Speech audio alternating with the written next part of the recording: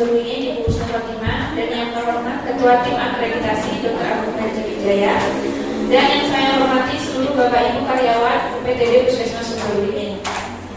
Sebelum memulai acara pada hari ini, marilah kita bersama-sama memanjatkan puji syukur kepada Allah Subhanahu wa Ta'ala yang telah memberikan kesehatan sehingga kita dapat hadir di tempat ini dalam keadaan sehat walafiat. Salawat serta salam semoga tetap terlimpahkan kepada junjungan kita Nabi besar Muhammad SAW. Untuk menyingkat waktu, saya akan membacakan susunan acara pada hari ini. Yang pertama, pembukaan. Acara yang kedua, menyanyikan lagu Indonesia Raya. Acara yang ketiga, doa. Acara yang keempat, penyampaian notulen mini lokakarya pada bulan lalu. Dan acara yang selanjutnya adalah panel diskusi. Baiklah, untuk menyingkat waktu, marilah kita mulai acara pada siang hari ini dengan membaca basmalah. Bismillahirrahmanirrahim. Untuk acara yang kedua, menyanyikan lagu Indonesia Raya. Kepada yang bertugas, disilakan.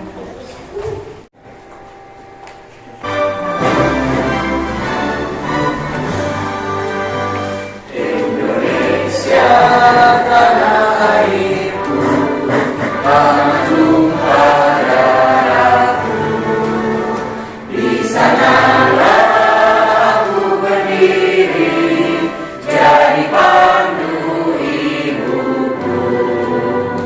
Indonesia kebangsaanku, bangsa yang tanah airku, marilah kita berseru, Indonesia bersatu. Hiduplah tanahku, hiduplah negeriku, bangsaku, rakyatku semuanya. Bangunlah jiwanya, bangunlah badannya untuk Indonesia Raya.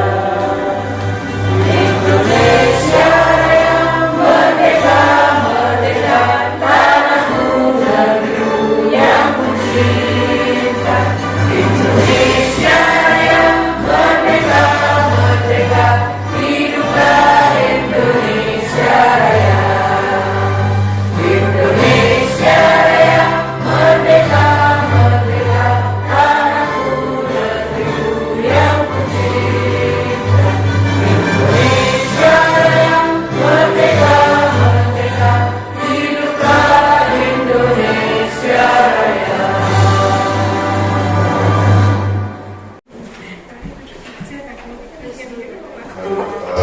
Tundukkan kepala sejenak, berdoa bersama-sama. Mudah-mudahan acara di hari ini tidak ada suatu halangan apa-apa. Ila hadratin Nabi Mustafa Muhammad sallallahu alaihi wasallam wa ala alihi wa sahbihi wa ala alihi wa dhurriyyatihi wa ali baitihi syai'un min al-Fatihah.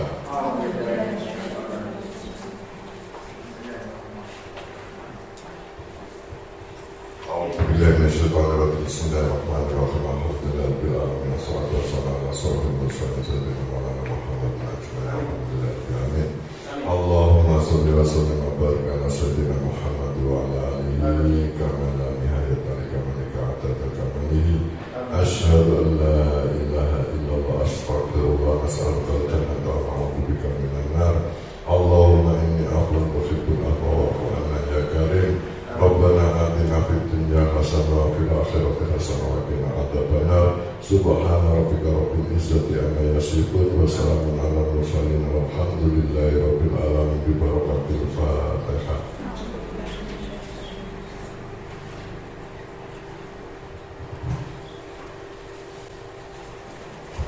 Terima kasih kepada Bapak Wahyu. Untuk acara yang selanjutnya, penyampaian notulen hasil mini lokakarya pada bulan Juli. Pada yang bertugas, dipersilakan. Laporan hasil lokakarya mini bulanan Puskesmas. Dasar surat undangan Kepala Puskesmas Sumberwini tentang mini log bulanan Puskesmas nomor 090-30.3.19/2023. Tempat Aula Puskesmas Sumberwini.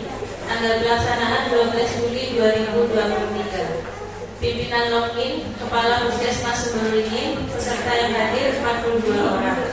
Hasil pertemuan, agenda rapat, pembukaan, menyanyikan lagu Indonesia Raya, doa, sambutan, pembacaan matulai undang lalu, penyampaian pelaksanaan screening risiko tinggi pasien jatuh, pemaparan analisa program KIA, lansia, P2P, dan PTM, penyampaian jadwal kegiatan UKM esensial dan pengembangan. Pembukaan dibuka oleh pembawa acara Hanif Dwi Saputro, sambutan oleh Kepala Puskesmas Dr. Agus Sutanto, menyampaikan agar semua karyawan UPTD Puskesmas Sumberwringin segera berproses untuk akreditasi dan menyiapkan dokumen-dokumen pendukung. Penyampaian pelaksanaan screening risiko tinggi pasien jatuh, narasumber Putri Verantika. Risiko pasien jatuh merupakan salah satu dari 6 standar keselamatan pasien, salah satunya mengurangi risiko cedera pasien akibat jatuh. Itulah kenapa penata laksanaan screening risiko pasien jatuh harus ditetapkan di beberapa unit yang ada di UPTD Puskesmas Sumberwringin. Selanjutnya analisa program KIA, lansia, P2P, GISI, dan PTM. Hasil evaluasi capaian program KIA semester 1 tahun 2023, indikator K1 target puskesmas sudah mencapai 51,4%, target di masing-masing desa belum tercapai, dan untuk 3 desa lainnya sudah tercapai. Indikator K4 belum mencapai target karena 6 desa juga belum mencapai target.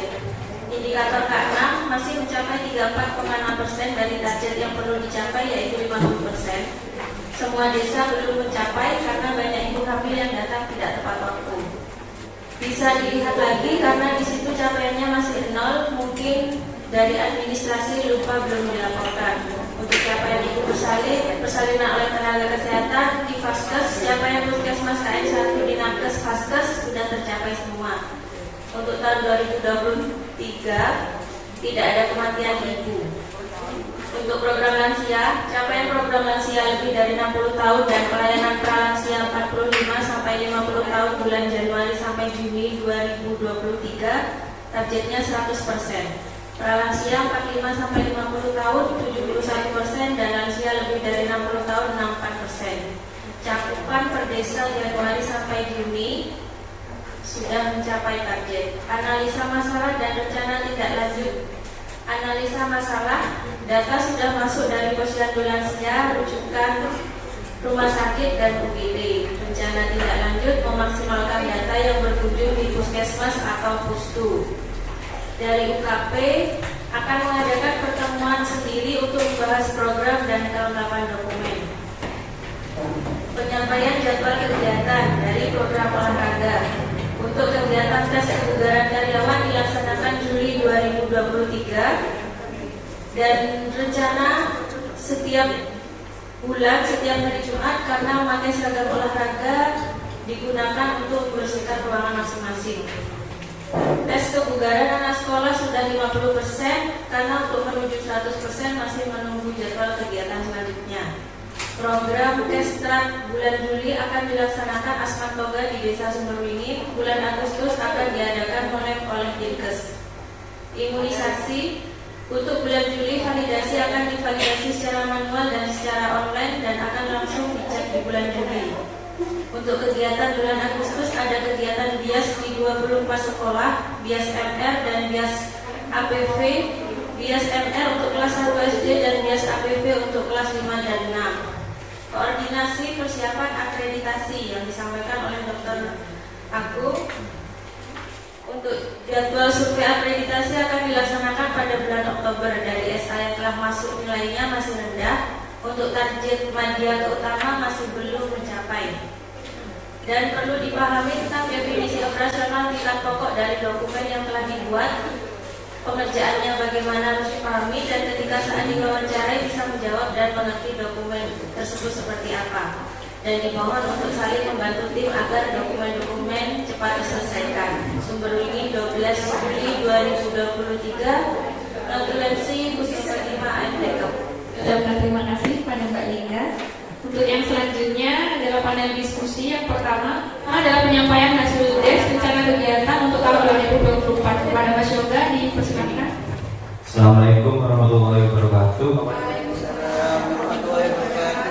Saya akan menyampaikan hasil tes BOK kemarin dengan perencanaan. Yang pertama dari pagunya terlebih dahulu.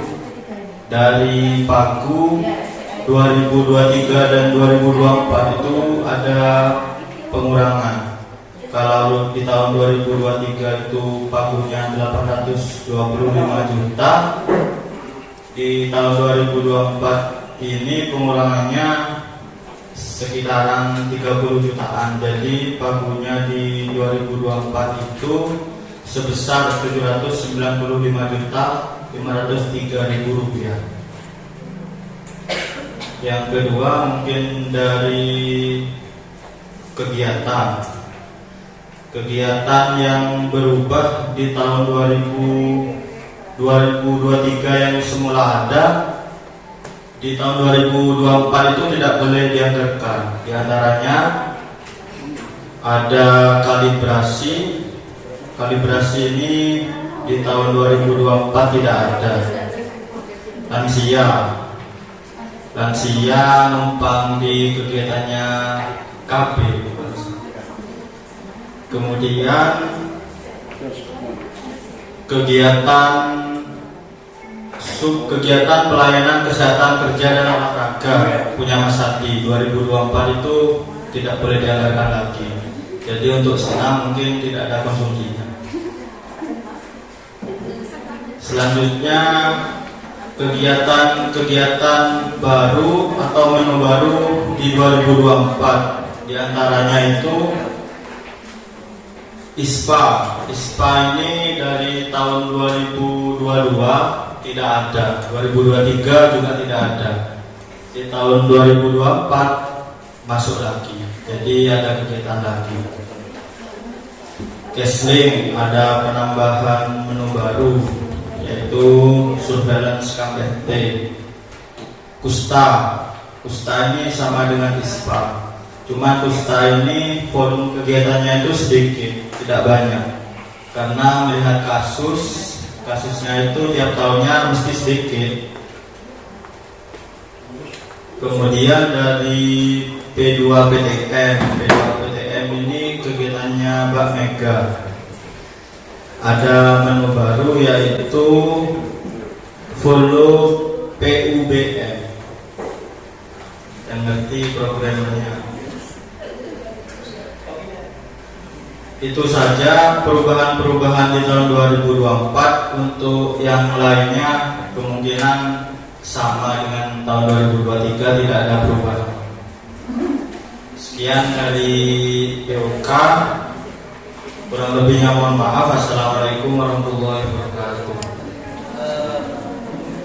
Terima kasih kepada Mas Yoga. Untuk acara yang selanjutnya adalah penyampaian materi tentang K3 yang akan disampaikan oleh Dr. Faisal. Kepada Dr. Faisal dipersilakan. Assalamualaikum warahmatullahi wabarakatuh. Berikutnya dari Kedra 3 akan membawakan materi tentang RCA atau root cause analysis. Karena beberapa waktu yang lalu teman kita sedikit mengalami insiden, jadi saya akan melaporkan insidennya. Mulai dari pengertian insiden adalah kejadian yang tidak disengaja atau kondisi yang bisa mengakibatkan cedera yang bisa dicegah. Contohnya adalah kejadian sentinel, kejadian tidak diharapkan, kejadian tidak cedera, kejadian nyaris cedera atau potensi cedera yang sebelumnya sudah dijelaskan beberapa bulan yang lalu. Nah, RTA sendiri adalah faktor penyebab terjadinya suatu insiden jika dikoreksi atau dihilangkan akan mencegah terjadinya kejadian serupa. Tadi itu root cause. Kalau RTA sendiri adalah proses identifikasi untuk mencari akar masalah yang melatar belakangi terjadinya insiden. Macam-macamnya ada RTA sederhana dan RTA komprehensif, di mana RTA sederhana itu yang melaksanakan adalah atasan langsung seperti kepala puskesmas atau koordinator setiap unit. Dan biasanya kalau RCA komprehensif biasanya yang menilai pelaksanaannya itu tim mutu. Grading resikonya sudah masuk grading kuning dan merah, dan analisisnya menggunakan diagram Fishbone. Tata laksana investigasi insiden yang pertama, kita melihat dulu siapa yang mengalami insiden, pasien atau bukan. Jika pasien itu ditolong dulu, baru dilaporkan pada atasan langsung. Paling lama 48 jam. Bila bukan pasien, dilaporkan pada PJK3. Jenis insiden, kemudian kita menentukan jenis insiden. Ditentukan dulu jenis insidennya, terus ditentukan gradingnya. Bila biru dan hijau menggunakan RCA sederhana, bila kuning dan merah menggunakan RCA komprehensif, dan jika sentinel itu menggunakan RCA komprehensif. Kalau sentinel, kalau RCA sederhana itu tidak perlu dibentuk tim. Yang termasuk yang berat itu harus dibentuk tim RCA. Sama dipelajari dulu, dianalisa, kemudian menyusun rencana tindakan dan melaporkan proses analisa dan temuannya. Langsung ke kasusnya, ini dalam bentuk Word. Jadi beberapa waktu yang lalu teman kita Mas Rikwan itu mengalami insiden tertusuk jarum. Analisisnya itu merupakan kejadian yang tidak diharapkan. Di mana Musratin, Baresi, Bu Husnul dan Mas Sandi. Nah, deskripsi kejadiannya, saudara Ridwan Saputra usia 23 tahun. Ada Mas Ridwan di sini? Pekerjaannya sebagai petugas kebersihan mengalami kejadian tertusuk jarum suntik pada waktu memindahkan bis yang sudah terbungkus kantong sampah medis ukuran kecil dan akan dijadikan satu dengan sampah medis yang lain ke kantong sampah medis yang lebih besar dan akan dimasukkan ke cold storage. Pada waktu bekerja, saudara Ridwan Saputra tidak menggunakan sarung tangan karet, ya Mas? Ya. Tetapi memakai sarung tangan medis. Aktor yang menjadi pencetusnya yang pertama, sampah medis, yang jelas sampah medis tajam jarumnya itu tidak ditempatkan di safety box. Yang dalam bekerja tidak mematuhi SOP. Kronologi kejadiannya pada hari Senin tanggal 7 Agustus 2023 jam 9:30, Mas Ridwan tidak. Faktor-faktor yang terkait langsung yaitu yang pertama dari manusianya sendiri, yaitu petugas pelayanan tidak menempatkan limbah medis tajam sesuai pada tempatnya. Petugas kebersihan tidak menggunakan sarung tangan karet yang tebal. Dari lingkungannya sendiri, sampah medis berada di kantong plastik karena safety box-nya terbatas. Faktor-faktor yang menunjang terjadinya kejadian itu ada. Kemudian masuk ke analisis akar masalahnya. Jadi Mas Ridwan ini termasuk gradingnya voting. Kita menggunakan Fishbone untuk menganalisisnya. Yang pertama dari lingkungannya dulu dilihat, dari limbah atau sampah medis tajam yang bercampur dengan sampah medis. Kemudian dari manusianya tidak patuh dalam penempatan sampah medis tajam. Kemudian petugasnya tidak memakai sarung tangan karet. Dari sarananya, safety box-nya tidak sesuai prosedur atau keterbatasan safety box. Dari metodenya belum adanya SOP sampah medis tajam, limbah infeksius dan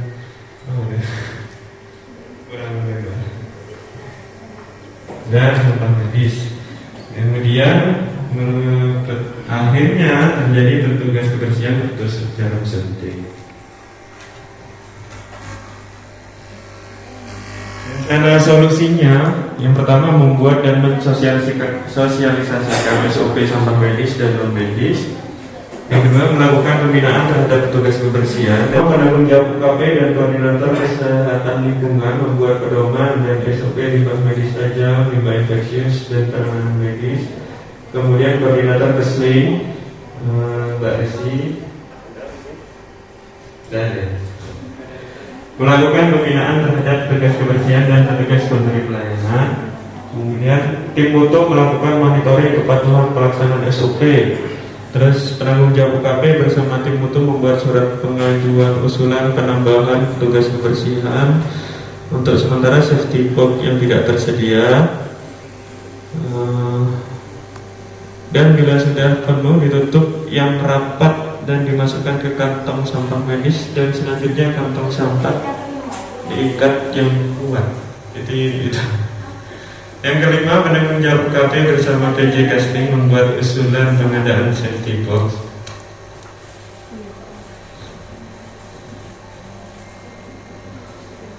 Rekomendasi dan pelaporannya dilaporkan kepada Kepala Puskesmas.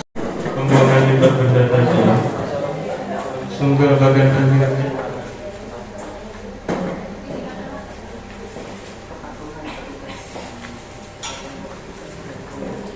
Dari bagan airnya tidak kurang besar.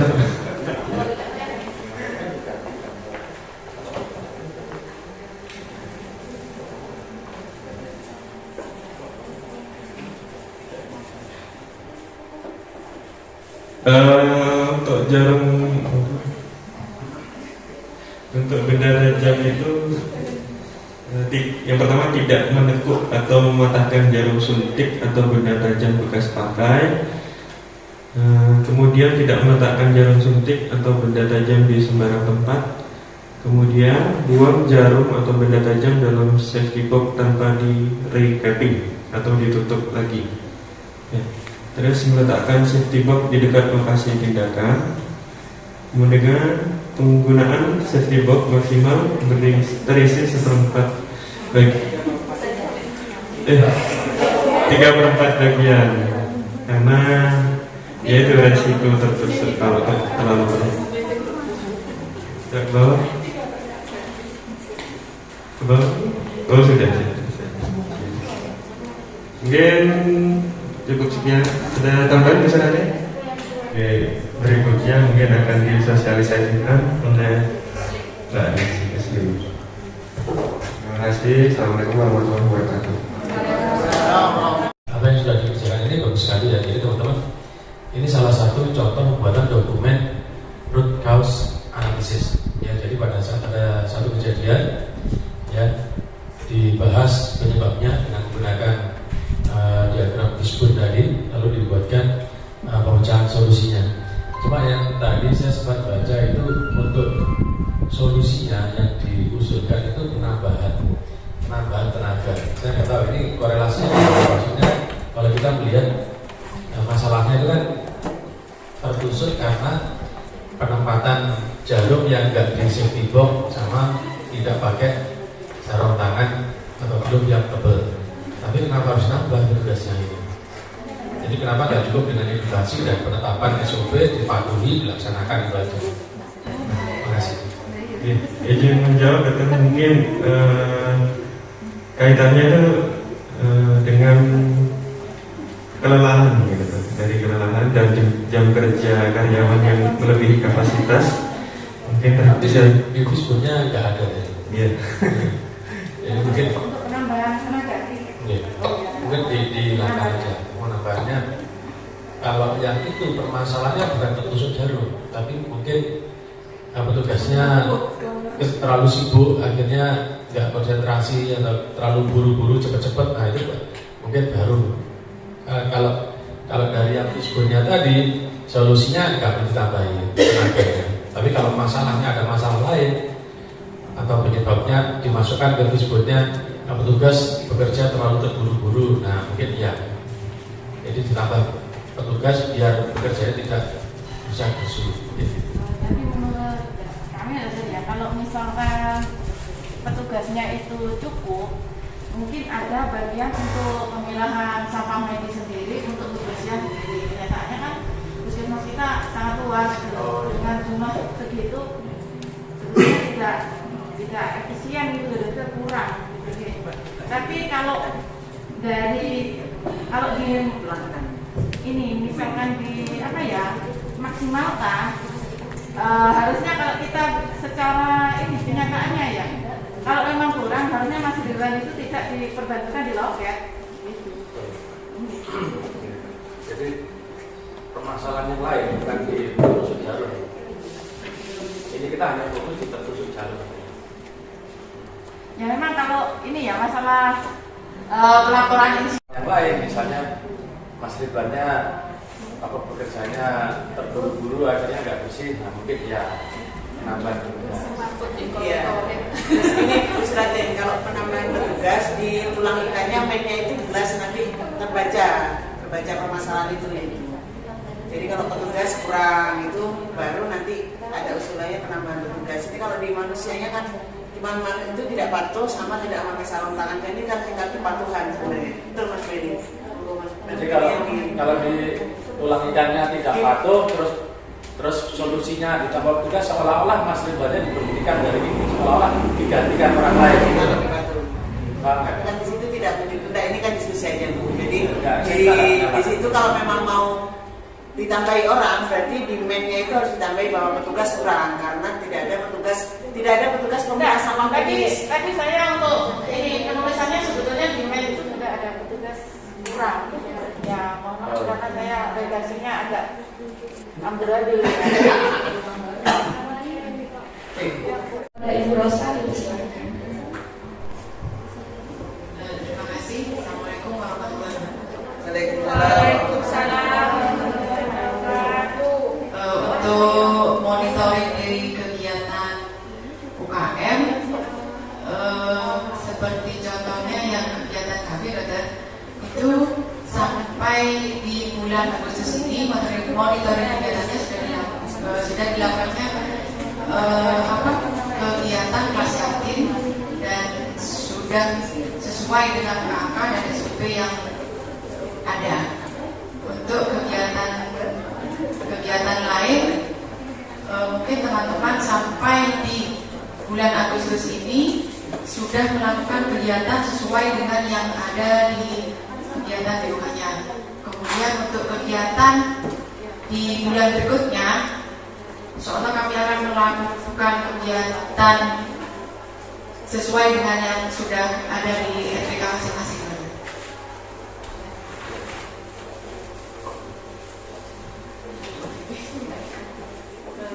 Itu ya Mas Adi ya. Jenderal. Juga bagi teman-teman UKM dimohon untuk mengirimkan semua yang sudah ada di IP masing-masing ke Google Drive ya. Siap. Terima kasih. Terima kasih. Terima kasih kepada Mbak Rosa. Untuk selanjutnya penyampaian jadwal kegiatan bulanan oleh masing-masing koordinator dari Kaya. Assalamualaikum warahmatullahi wabarakatuh. Waalaikumsalam warahmatullahi wabarakatuh. Di sini saya akan menyampaikan hasil kegiatan imunisasi di bulan Agustus 2023. Yaitu kegiatannya bias MR dan TB dengan sasaran untuk imunisasi MR yaitu seluruh siswa kelas 1 SD dan MI, kemudian untuk imunisasi TB seluruh siswa kelas 2 dan kelas 5 SD MI di 24 sekolah di wilayah kerja Puskesmas Sumber ini. Ini untuk hasilnya.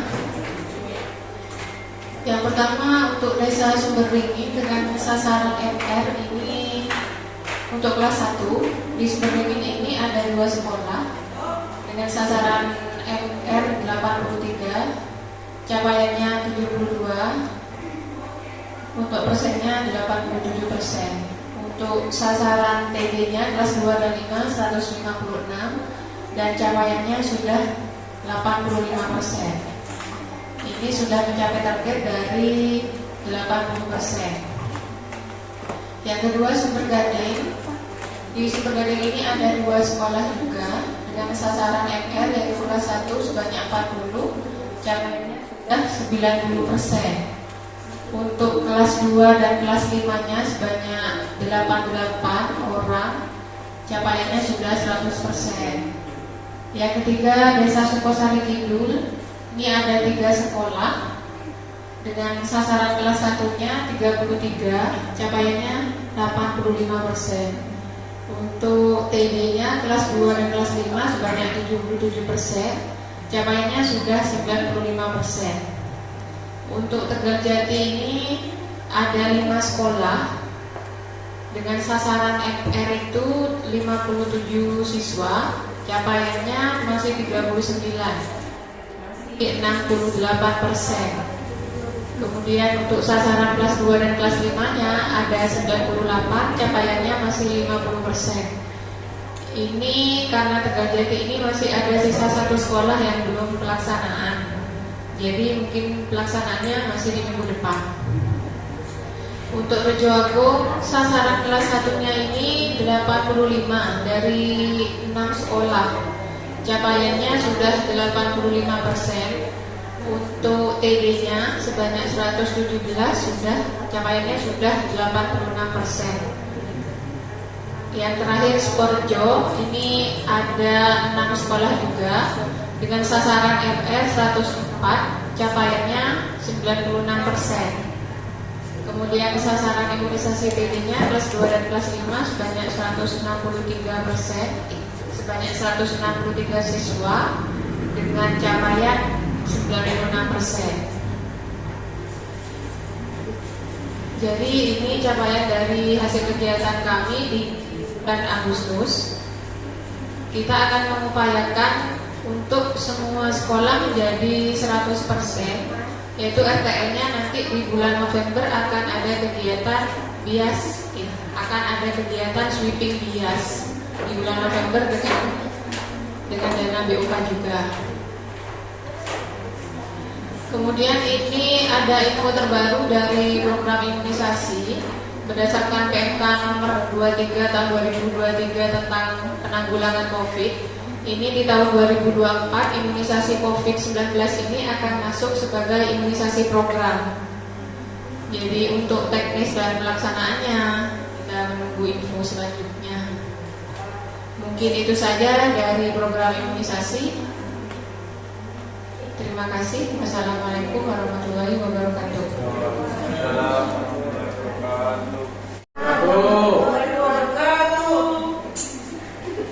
Belum ngantuk ya? Mbak ini belum ngantuk. Dari program KIA untuk bulan Agustus, program BOK-nya di akhir bulan Agustus, dan ini untuk hasil kegiatan di bulan Juni dan Juli. Kegiatan pelacakan kasus maternal, komplikasi kebidanan dan neonatal yang dilaksanakan pada bulan Juni dan Juli di semua desa, yaitu 6 desa. Evaluasi dan hasil monitoring dari kegiatan tersebut didapatkan ibu hamil dengan resiko tinggi masih 70% sudah periksa ANC terpadu di puskesmas. Jadi setelah kita lakukan kunjungan, ternyata dari 6 ibu hamil resiko tinggi itu sudah berkunjung ke puskesmas untuk ANC terpadu 70%, dan 30% itu 1 ibu hamil yang belum berkunjung ke puskesmas. Rencana tindak lanjutnya yaitu meningkatkan kerjasama dengan bidang wilayah, kader, serta lintas sektor untuk melakukan rujukan ANC terpadu di puskesmas Hilir dan rujukan dini persalinan ke rumah sakit. Jadi nanti monggo kerjasamanya untuk 6 desa bidang wilayah bisa bekerja sama dengan kadernya. Untuk ibu hamil yang kita kunjungi kemarin harusnya dilakukan ANC terpadu yaitu di usia 9 bulan kalau belum melakukan ANC terpadu.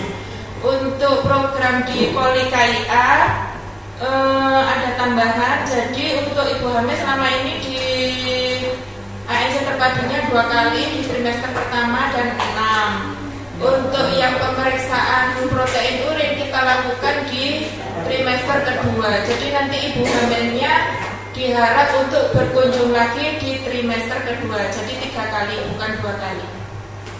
Monggo untuk bidang wilayahnya. Monggo di wilayah.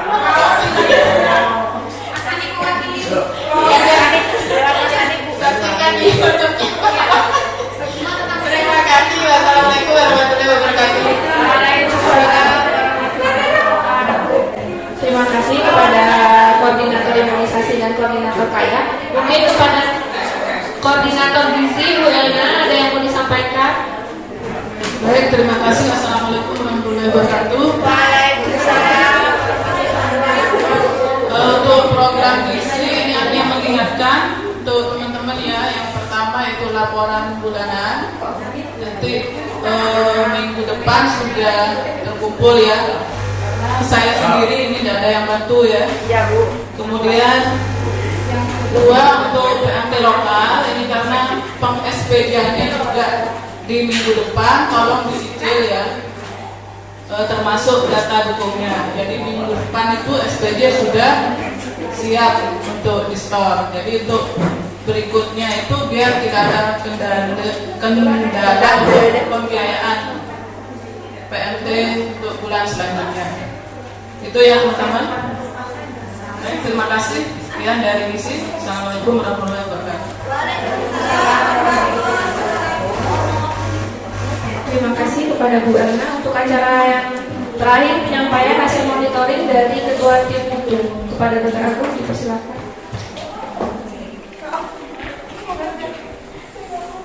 Terima kasih. Assalamualaikum warahmatullahi wabarakatuh. Terima kasih teman-teman atas kinerjanya yang sudah dilaporkan, dan untuk mutu ya seperti RCA dan FMIA ya, yang sudah dikerjakan, saya berterima kasih. Untuk teman-teman persiapan akreditasinya kita sudah berapa persen dari admin?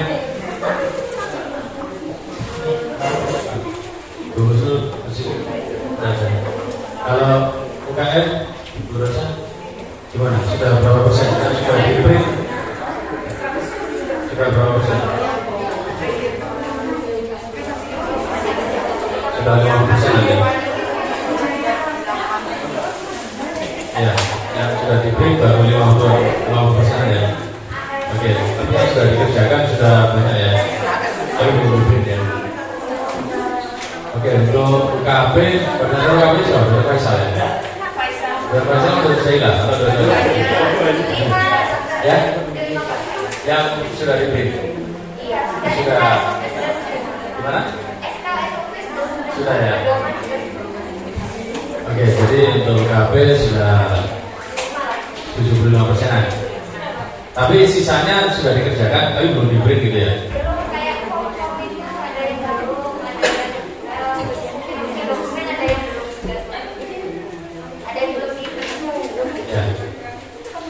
Oke, untuk bab 4 penanggung jawabnya Bapak Aisyah. Gimana? Sudah diberi?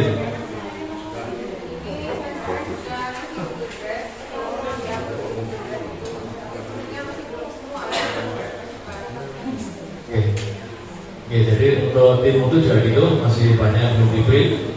Nah, jadi teman-teman, kita akhir Agustus ini kita akan simulasi akreditasi ya dari tim TPCB Dinkes ya. Kita akan simulasi survei. Nah, untuk dokumennya dimohon segera dilengkapi ya, kan sudah punya partner-partnernya ya, sudah disiapkan ya. Jadi silakan dilengkapi. Terus nanti silakan pilih lemarinya yang di sebelah mana ya, di ruangan utara di aula depannya KPU sana. Silakan pilih lemarinya mau yang mana. Terus untuk tata geraha teman-teman di semua unit ya, mulai dari depan, mulai dari penerimaan pasien ya Mbak Nisi ya. Jadi mulai sekarang kita yang paling mudah dulu dikerjakan yaitu kebersihan. Ya, jadi yang paling mudah kita kerjakan adalah kebersihan. Asal nanti kita mau menambah data dinding, jasa dan sebagainya sambil jalan. Yang penting kebersihannya mulai sekarang dijaga ya. Jadi dijaga, dirapikan. Untuk kelengkapannya sambil jalan dilengkapi ya. Untuk semua unit kita perlu ngasih ini ya, susunan struktur organisasi itu loh.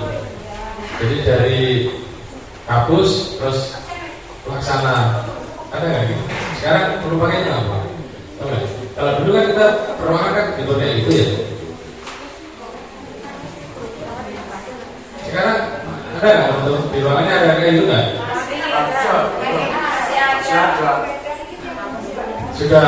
Sudah baru ya?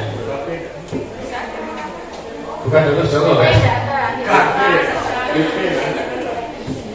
Ya, jadi itu terus SOP ya. Jadi silakan ditempel ya, dibuatkan tempat yang rapi ya di ruangan masing-masing. Nah untuk data dinding ya teman-teman ya, data dinding itu kan ada yang terpusat ya di ruang atas itu kan harusnya ada data dinding semua program siapa itu kan ada gitu ya. Nah ini saya kemarin betul cerita mau ditaruh di sebelah mana ya. Kira-kira ada punya ide nggak? Kira-kira bagusnya ditaruh di sebelah mana? Nyari dari papan. Ya jadi ditempel bolak-balik dari sini ada mungkin satu lembar itu kalau dikasih triplek itu mungkin bisa gitu. Ditaruh di ruangan utara, dapatkan nanti kalau kebutuhan tinggal ditarik sedikit, ditaruh di depannya aula sana itu antara dinding kaca sama tangga itu kan ada celah kecil kan, itu ditempel di triplek itu bisa. Sekali selebih kita ambil sana. Mencari tembok mau ditaruh di sini ya pemandangannya ruangan aulanya rusak ya.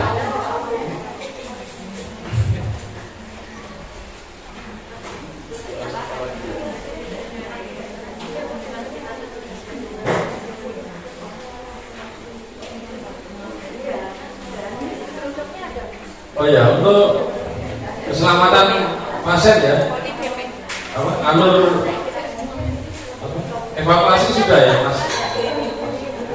Mas Benny?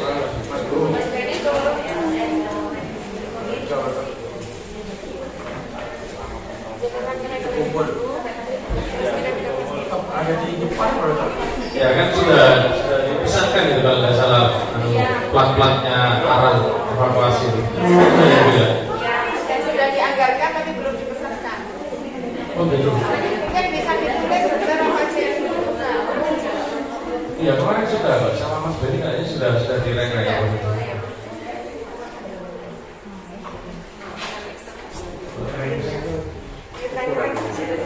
Oh ya untuk aparnya ini masih dalam batas belum expired apa enggak ini? Kemarin teman-teman yang ngecek apa sudah Pak? Yang asal dulu nggak salah ngecek.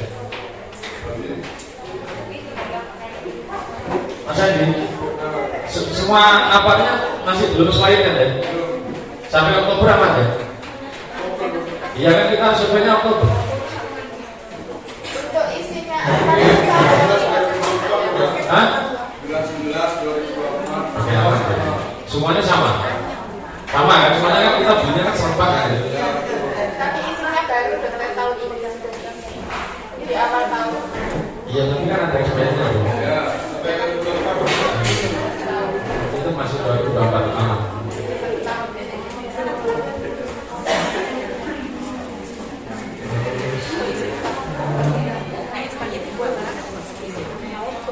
Oh ya untuk apa? Genset sama tool storage itu yang perawatannya siapa yang jawabnya? Benny kalau genset. Mas Benny. Kalau storage? Sama? Mbak Resi. Ipal juga Mbak Resi. Mbak Resi ada? Genset Mas Benny. Terus untuk ambulan kan betul ya, Faisal ya, untuk KP ya. Jadi ambulan itu di dalamnya itu ada rak-raknya, itu harus lengkap ya. Hah? Ada ya? Ada. Di sebelah kanan ada. Iya, di sebelah kanan ada. Ya itu dibersihkan rapi lengkap. Jadi itu boleh juga. Ambulan itu nanti akan dibilang. Ya jadi bukan hanya kondisi mobilnya, tapi kelengkapan isinya juga. Ya jadi kita tolong diagendakan nanti kapan diinspeksi ya, Dr. Faisal ya, kerjasama sama teman-teman driver. Ya nanti diisi. Jadi bukan hanya untuk akuntansi saja, harusnya tiap hari itu ada isinya. Jadi untuk pertolongan pertama minimal itu harus ada di sini.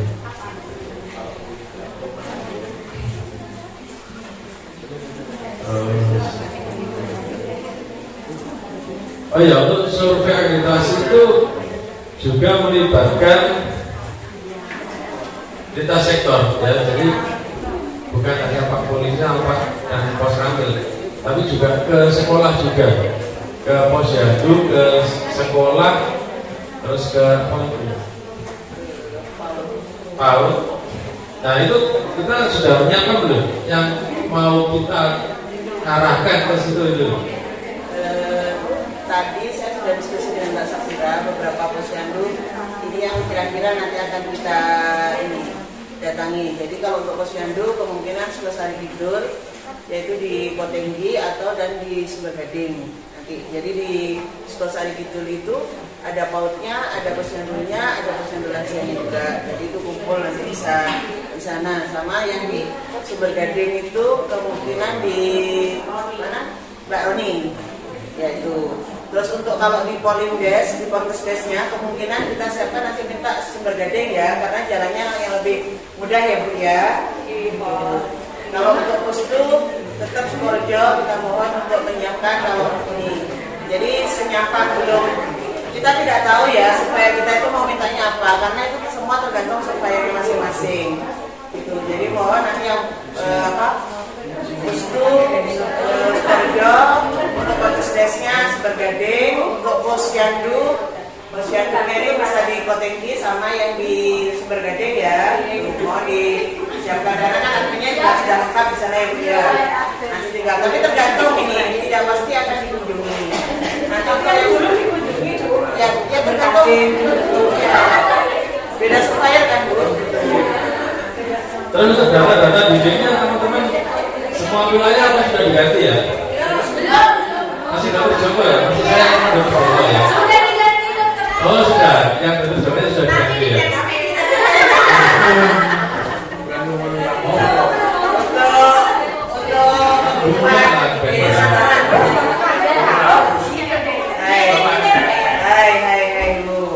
Untuk kebutuhan banner, saya sudah koordinasikan dengan Mas Beni di pejabat pengadaannya. Alhamdulillah ada anggaran, tinggal menunturkan harinya aja buat ya.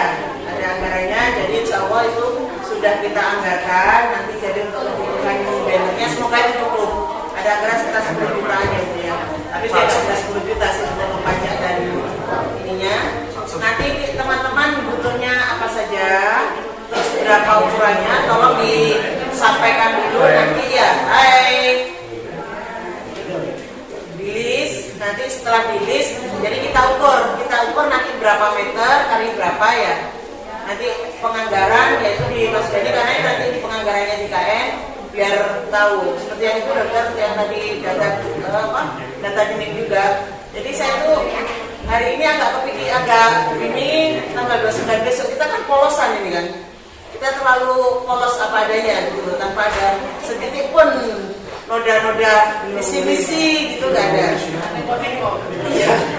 Minimal di tiap ruangan itu sudah terpasang visi-misi dan iya.